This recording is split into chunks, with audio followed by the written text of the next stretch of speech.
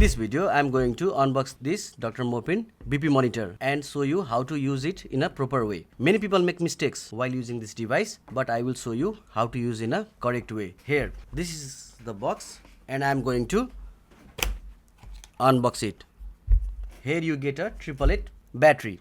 This is battery operated and portable. You can carry it anywhere and use it anywhere. This is the manual. This is a BP monitor screen. This is cuff. This is air nose. This is air nose. And this is a air connector plug. Here you can find battery container.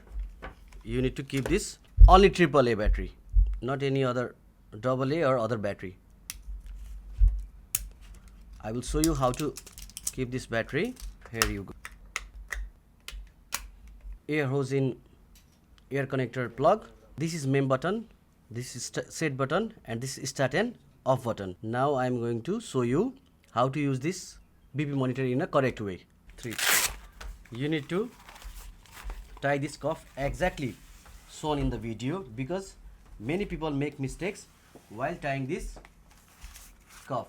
Exactly in this position, air hose in this position, and above this elbow, 1 centimeter above the elbow. Now we need to operate after pressing this start button. Now it's operating.